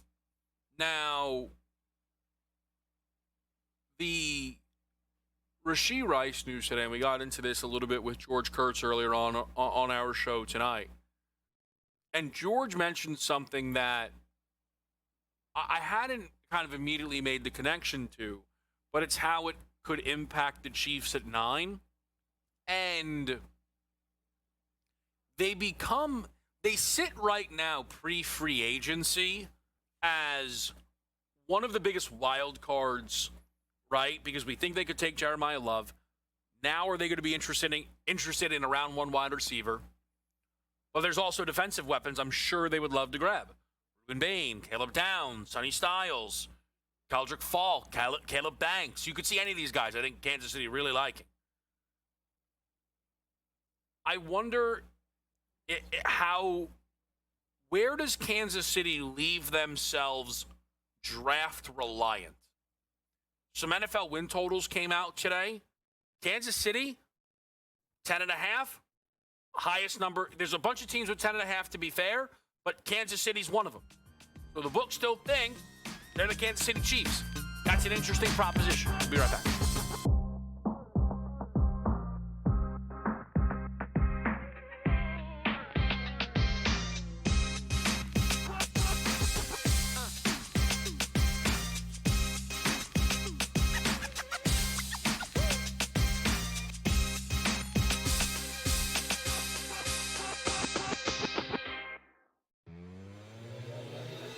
I was thinking about betting him to finish top 5 every week, and then he got off to that start last week, and I said, oh, okay, I dodged a bullet there. What does he do? He finishes top 5 again. And you would think he's probably going to do it again. I mean, he has, I want to say it's like 18 top 10 finishes in the last season or something like that. That's not even close to what Tiger had. It's way better. In-game live, only on SportsGrid. The level of hockey is being played. Like, if you're not really into the NHL, you should watch this and you will enjoy it. Like, it's a different level of hockey. Like, the NHL, basically, there's like 6 really good guys on each team. And in the Olympics, like, every guy is good. Like, it's next level. It's something to behold. Winter Game Central, only on SportsGrid.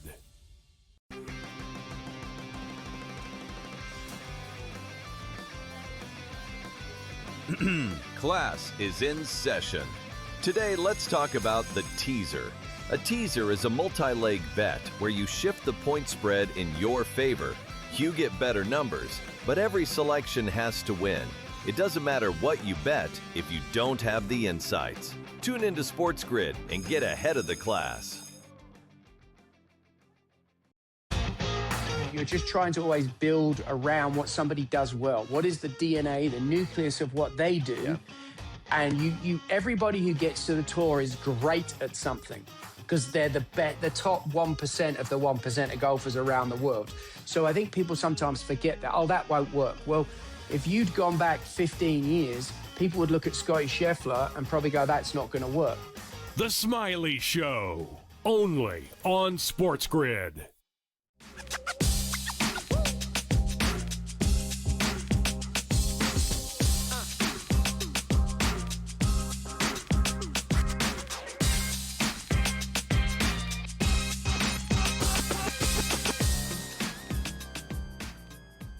Can I talk some Genesis for just a second? We got Cam Stewart joining us tonight. I wonder what he would think about this, but I am curious what the price would be on a Scotty Rory versus the field bet. I did find on DraftKings there's a big guns market, which includes Scotty and Rory. And then Xander, Fleetwood, Matsuyama, Morikawa, Cam Young, and Patrick Cantlay at minus 124 is the field, even money for the big guns. The thing is I'm not sure I'm really looking to bet Xander or Tommy or Hideki or Morikawa or Young or Cantlay. So I could reasonably just bet Scotty and Rory individually and kind of, split it up however I would like. There'd be nothing wrong with that, right? It's interesting. Like a 15, trying to just go through some of those machinations there, with different boosts too as well. I'll ask Cam about it, but it's something I'm considering and just kind of playing these top two here. Rory had a very interesting week last week at Pebble Beach because on the back, Saturday and Sunday, he was brilliant outside of 3 holes, but that cost him the tournament. It's easy to say it, right? Oh, you were great other than when you were bad. For him, it was a small amount, but it was bad. He had a double bogey and a triple bogey. You just take that, right? You played 2 holes, he played 5 over. And that's really a mess. Arkansas, I don't mean to make this whole thing about Arkansas, Alabama. Arkansas is now hanging it on Alabama. They have 37 points with 8.5 minutes left in the first half. I mean, it's just outrageous. What is the live team total for this team? It's 101.5. And it just keeps happening. 196 and hook live total. I mean, they're just doing whatever they want to this team right now. This Bama team is a joke. This group just runs for the fun of it. And they hope the threes can bail them out. This Arkansas team has not looked great at any point this year on the road. And the only way Bama knows to get themselves back into it, and look, that's why I said I played the total, played it small, it is what it is. But the only way Bama knows to get back into it is to shoot themselves into the game. This is 39, this is a monster game. So we mentioned that the NFL win totals came out, and it's very interesting when you see how, and these are on DraftKings, okay? It's very interesting to see how they kind of lumped a lot of those top teams together. 10.5s, Baltimore, Buffalo, Detroit, Green Bay, Kansas City, the Chargers, the Rams, the Patriots, the Eagles, the Seahawks, the Niners. 11 teams at 10.5. It lets you know you are, look, these are opening numbers, right? So I think it just gives you an idea more than anything. I think that will be fun to watch move, certainly. The bottom of the barrel, so the opposite side of that coin, Miami is at 4.5, as is Arizona. Hard to disagree with those teams right now being at the bottom. We have no clarity on those quarterback situations. We don't necessarily expect it to be great. We've got year one head coaches. Atlanta is at a 6.5. That feels very light to me. That feels wrong even. Can I go as far as to say that feels wrong? Let me get live eyes on that. Atlanta at 6.5 with Cleveland. How is that possible? I mean, minus 140, but still. The Falcons have the same price to win a Super Bowl as the Bucs. The Falcons are 4-1 in the NFC South. What in the world? Interesting. Different books, huh? I mean, that'll do it. Tampa's here is 40-1. Atlanta's 100-1. Is FanDuel still, I know we're going to hit the break here quickly. Just forgive me, guys. Is Atlanta 50-1? The Atlanta Falcons are 50-1 on FanDuel and 100-1 on DraftKings to win the Super Bowl. That's interesting. We're going to talk to Cam Stewart about it all next.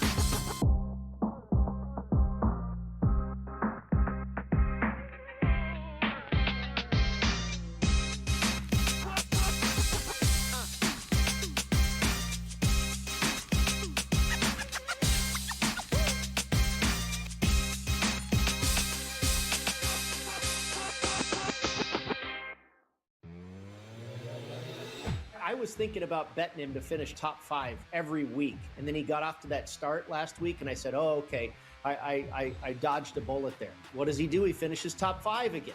And you would think he's probably going to do it again. I mean, he has, I want to say it's like 18 top 10 finishes in the last season or something like that. That's not even close to what Tiger had. It's way better. In-game live, only on SportsGrid.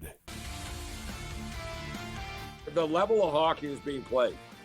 Like, if you're not really into the NHL, you should watch this and you will enjoy it. Like, it's a different level of hockey. Like, the NHL, basically, there's like 6 really good guys on each team. And in the Olympics, like, every guy is good. Like, it's next level. It's something to behold. Winter Games Central, only on SportsGrid.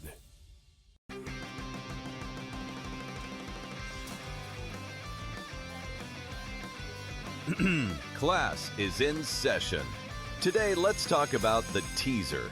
A teaser is a multi-leg bet where you shift the point spread in your favor. You get better numbers, but every selection has to win. It doesn't matter what you bet if you don't have the insights. Tune into SportsGrid and get ahead of the class. You're just trying to always build around what somebody does well. What is the DNA, the nucleus of what they do? Yeah. And everybody who gets to the tour is great at something, because they're the top 1% of the 1% of golfers around the world. So I think people sometimes forget that, oh, that won't work. Well, if you'd gone back 15 years, people would look at Scotty Scheffler and probably go, that's not going to work. The Smiley Show, only on SportsGrid.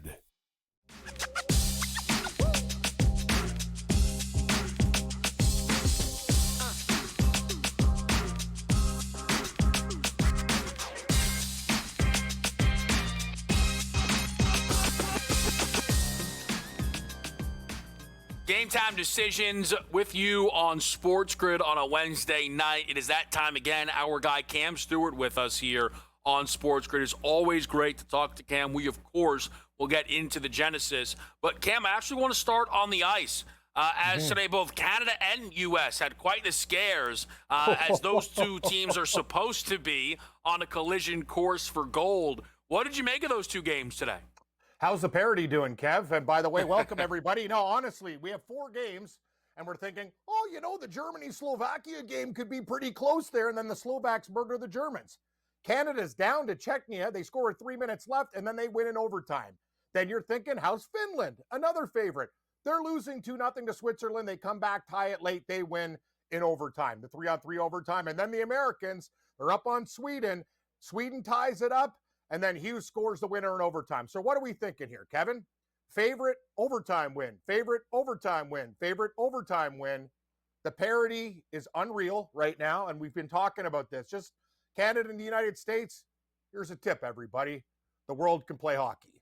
Yeah. Sweden can play hockey. Everybody can play hockey. And the way in this tournament, I know they're still the 2 best teams in my opinion, but everything is so damn close. And then, Kevin, if you've been betting dogs in this tournament, you've been making a killing on the puck line. It is absolutely unbelievable how much you could be making money on this thing. But let's just say, I know the networks want it. Everybody wants it. Canada, USA. It's not going to be easy. Canada's got to play Finland, and Finland came back in their game against Switzerland. And the USA, I hate to say it, Slovakia, really, when you break it down, have been the best team in the tournament. Like, we've been waiting for the shoe to fall off with Slovakia, but they don't. They win their group. They kill Germany, a very decent team, 6-2.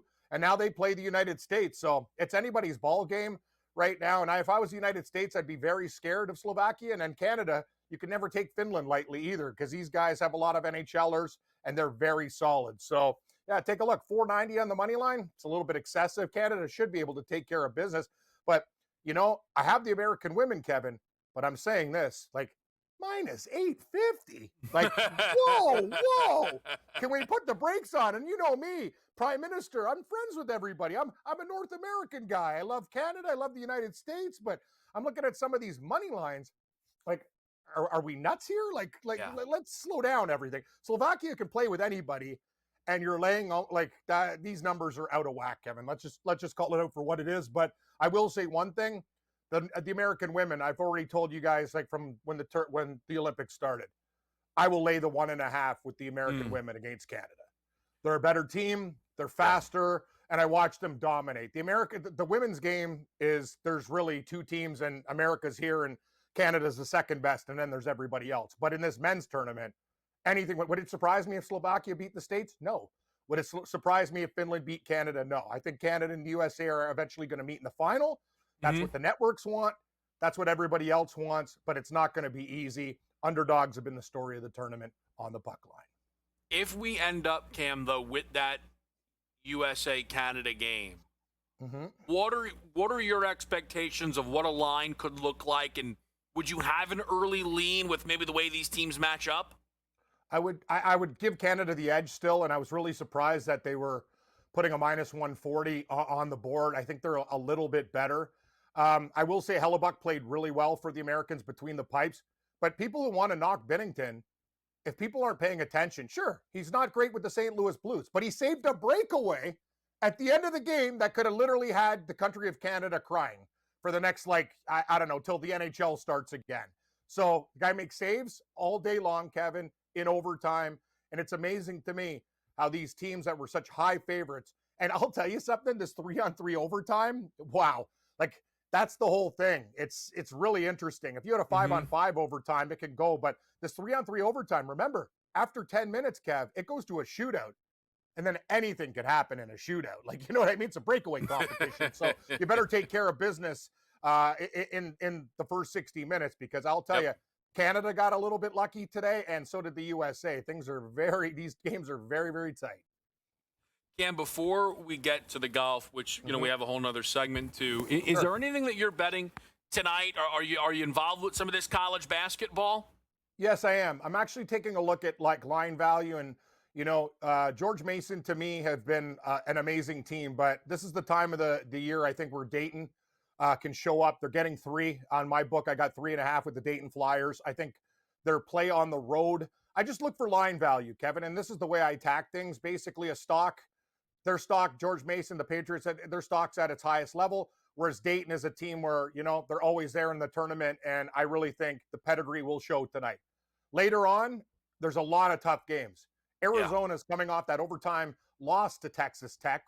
We saw Toppin get hurt for Texas Tech, which really hurts them. I know a lot of people that I respect got into the Texas Tech Red Raiders on the futures market heading into March Madness, but I'm going to take Arizona tonight to absolutely throttle the BYU Cougars. I think this is a bounce back spot. I think they win this game by 18-22. They'll cover the big number right there. Number's big for a reason. Give me the Wildcats. I know they're dealing with some injuries. And in the early action, I took a shot with Dayton +3, sprinkle 125 money line. Cam, you and Gabe, I know often do the Sports Rage podcast, which is excellent. I know that you guys, you go through everything. And everyone with their college basketball futures likes to be timely. Sometimes you want that bracket to come out. Are there any teams that have started to catch your guys' attention, though, where they could have some value on them, a little bit of meat on the bone here? We had Texas Tech, but that injury really hurts. Oh, my gosh. Unbelievable. It is. It's horrible, because this is a very, very dangerous team. And if you go into Arizona and beat the Wildcats, you could just put that one a check in the box of pros. I know Morency's a Michigan guy, and I think Michigan is the best team in the Big Ten, but I'm going to tell you, Kevin, and I know this team is always choked, but I like Illinois. I really like Illinois. I think this team is going to come together. I know people talk about Underwood as a coach. They have big, massive Europeans on that team, and I think they're getting better and better and better. This is the one time I think I'm going to ride the Illini. I think they're really solid, and I think these teams in the Big Ten that are battle-tested will do quite well in the tournament. So Illinois is a team that I'm looking at. The Florida Gators look fantastic to me, kind of disrespected by the books if you look at the numbers with them. Gonzaga, it's the same thing every year. You're looking you know what the crazy thing about Gonzaga too is, Kev? You're getting 40-1s because everyone knows the story now. Remember these guys used to be 16-1, 18-1? You're like, ooh, Gonzaga, is this the year? Well, it's tough when you play these other battle-tested teams, but Illinois is a team that I'm looking at right now, and there'll be others. I got to be honest with you. Miami of Ohio, absolutely stunning what they're doing. I thought UMass could maybe catch them last night, getting a few points, but people have been playing that game. When's Miami of Ohio going to screw up? Well, the answer is never. So they're probably going to run through the regular season undefeated. I don't know what they're going to do in their conference tournament in the MAC, but man, this team is looking good, and a lot of these other teams just don't want to play them. I think one of the things that's been lost in the Miami of Ohio conversation, I realized this yesterday, Cam, everyone keeps talking about how they need to run the table, right, in order to make the tournament, and yet we then keep picking them to lose. I wonder if they realize they need all of these games. Right? They do. The idea usually for an unbeaten team is to get a big head and slip up. But Miami of Ohio has this never before seen opportunity, it feels like, right? Where, hey, yes, it's a soft schedule, but we've beaten everybody. And there's no way you're leaving us out if we lose one game and it's a conference championship matchup against Akron. And look, it does feel eventually, like you said, Cam, at some point they'll get clipped, but their lives are on the line every single night. You're right, and they're proving and they're passing every test. When they beat the Ohio Bobcats, they beat the UMass Minutemen. They're taking care of business, and they can only beat people on their schedule, Kevin. And they deserve a hell of a lot of respect for it. Everybody tries to be sharp. You know, we all screw up. Oh, when are these guys going to break? And I'll tell you, a lot of college teams that are undefeated, the minute they start reading their own presses, we faded them. It used to be one of the best bets in sports. These guys are a little bit different. And you know what? Even if they lose one game, you can't keep these guys out of the conference tournament. You can't keep them out of the NCAA tournament for what they've done. And I don't care if they're in the MAC. They're in the tournament, in my opinion. I feel like that is fair. Cam, let's get to the golf after the break on SportsGrid.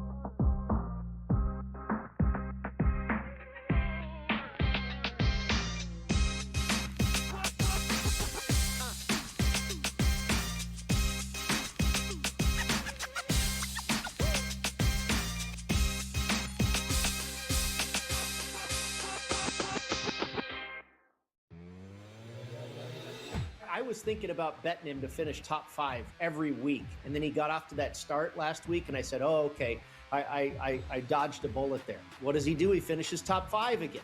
And you would think he's probably going to do it again. I mean, he has, I want to say it's like 18 top 10 finishes in the last season or something like that. That's not even close to what Tiger had. It's way better. In-game live, only on SportsGrid. The level of hockey is being played. Like, if you're not really into the NHL, you should watch this and you will enjoy it. Like, it's a different level of hockey. Like, the NHL, basically, there's like 6 really good guys on each team. And in the Olympics, like, every guy is good. Like, it's next level. It's something to behold. Winter Games Central, only on SportsGrid.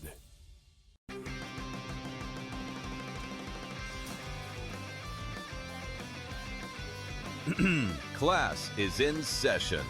Today, let's talk about the teaser. A teaser is a multi-leg bet where you shift the point spread in your favor.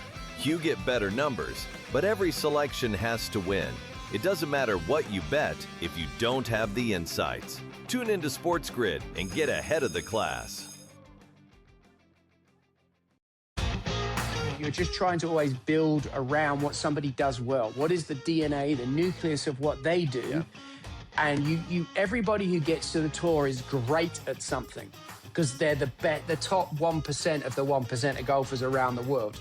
So I think people sometimes forget that, oh, that won't work. Well, if you'd gone back 15 years, people would look at Scotty Scheffler and probably go, that's not going to work. The Smiley Show, only on SportsGrid.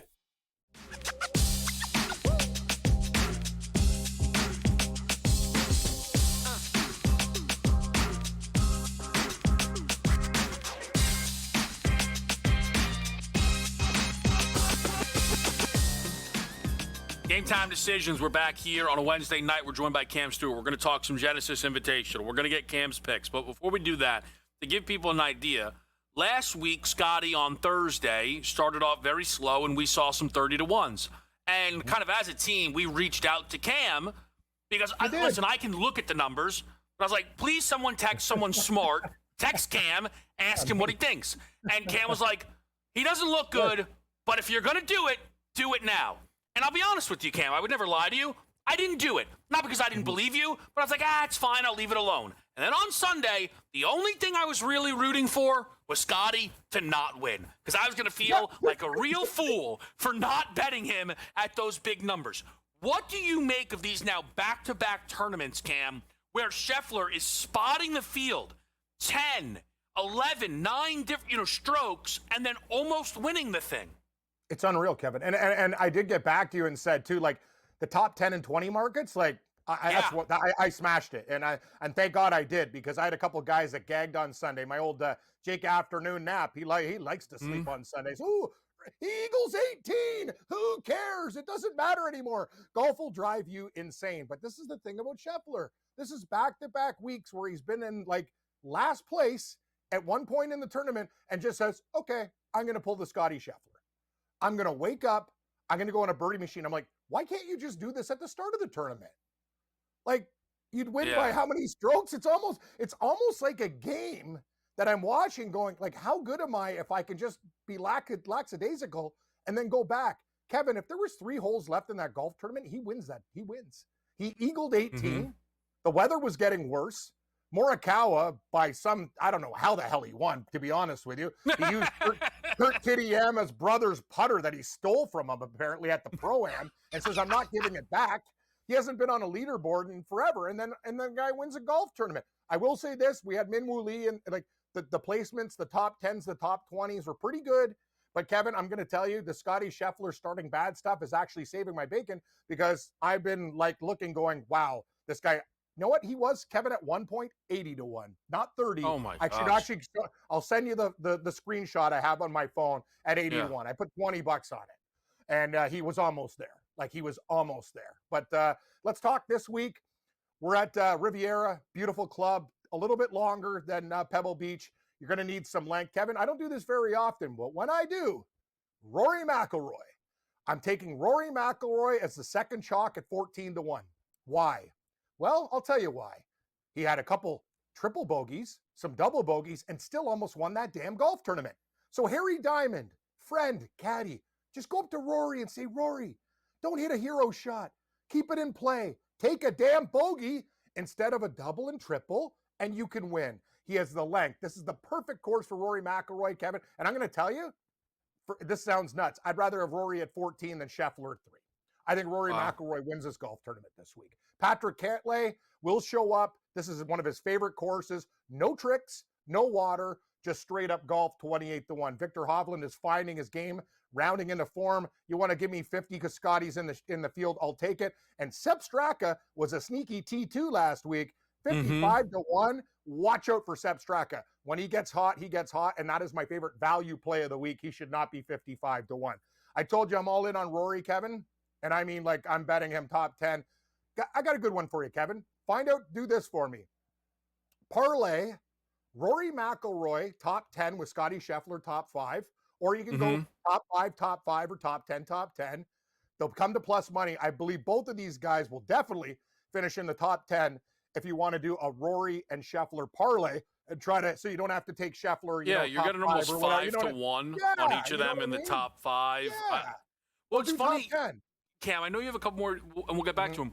But I wanted to ask you, I don't know how exactly the best way to do it is. I have been considering just betting Scotty and Rory and saying, like, you know what? One of them are going to win this tournament. And I feel like now that might be just the way I play it. Like, okay, Kevin, that's smart. And let's use the $100 as a denomination because it's a round number. Scotty Scheffler's 3 and Rory's 14, so you can go 70-30. Yep. You can go 60-40. Or you can go 50-50, and if Rory wins, you'll be really, really happy at that number if that's the way you want to play it. But if you like Scheffler a little bit more, you still get a nice number on Rory. You can do whatever the heck you want with it. But I agree with Kevin. I think one of these guys is probably going to win. I'm betting the other 3 guys for value. Top 10, Rory is plus 105 for a top 10. I'm all in.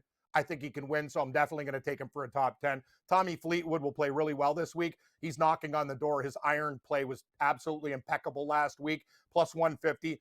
And Ludwig Aberg is an interesting story. He was horrible in the first couple rounds, and then he really figured something out on Sunday. He shot 7 under, so very sneaky player and streaky. That number's too good for me. Top 20s, old man Adam Scott. He hits it far. He hits it pure. Plus 130. Max Homa loves, and I mean loves Riviera, despite not being in the perfect form. perfect course for him at plus 160. And Sahith Theegala has been playing really well. I expect him to be in the top 10, 20 market. You want to give me plus 180 for a top 20, I'm there. I have a couple first-round leaders, Kevin. I take these Thursday Warriors every single week. I'm going to Colin Morikawa. He won last week. How about a hot start for the champion to come out of the gates hot? Don't think he'd win the whole tournament, but at 30-1. Jake Afternoon Knapp at 35. Patrick Rogers from Stanford loves this course, played it a million times, 66. And Max Gracerman is the ultimate Thursday Warrior, the product from Duke at 75-1. 4 guys. I'm not going to give you 6 this week, Kev, but I'm telling you, I really feel good about Rory this week. Yeah, that's awesome. I will tell people, I know DK has a boost. You just add plus 400 onto any golfer you want for the first round leader. Anybody you want, you just add 4-1 to it. So basically, you get Scotty at 15, Rory at 26. You know what I mean? Like, kind of one of those different situations. So there's a couple. There's always one thing is a lot of these books are always very good about giving you, PGA Tour boosts. So it's like, I see a 325 on Scotty. Like, you got to shop around for the best Rory number. But I don't know. Hearing Cam, because the Rory stuff. I took Rory live last week, Cam, so I was kind of following it. Yeah. He had 3 holes that he played, I think, 6 over, and I think he was 14 under on the other 33. He turns those huge numbers, snowmen, into bogeys, he wins. All he has to do is minimize damage. He will destroy the par 5s. Rory McIlroy, I would be shocked if he's not in the top 5 this week. All right, Cam, you are the best. Best of luck this weekend. We'll do best bets on the other way out.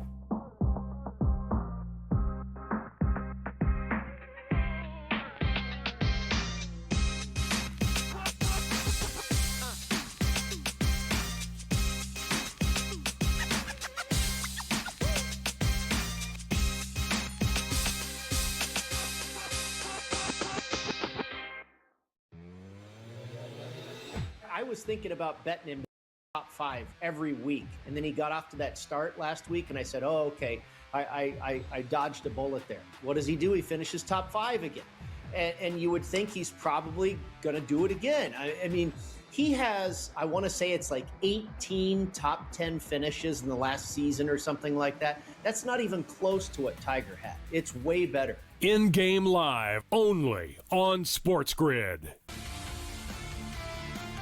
The level of hockey is being played.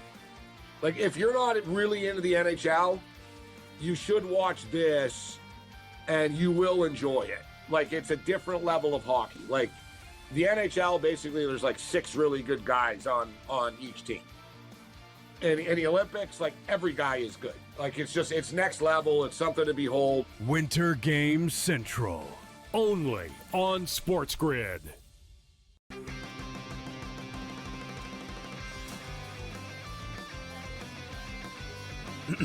Class is in session. Today, let's talk about the teaser. A teaser is a multi-leg bet where you shift the point spread in your favor. You get better numbers, but every selection has to win. It doesn't matter what you bet if you don't have the insights. Tune into SportsGrid and get ahead of the class. You're just trying to always build around what somebody does well. What is the DNA, the nucleus of what they do? Yeah. And everybody who gets to the tour is great at something because they're the top 1% of the 1% of golfers around the world. So I think people sometimes forget that, that won't work. Well, if you'd gone back 15 years, people would look at Scotty Scheffler and probably go, that's not going to work. The Smiley Show, only on SportsGrid.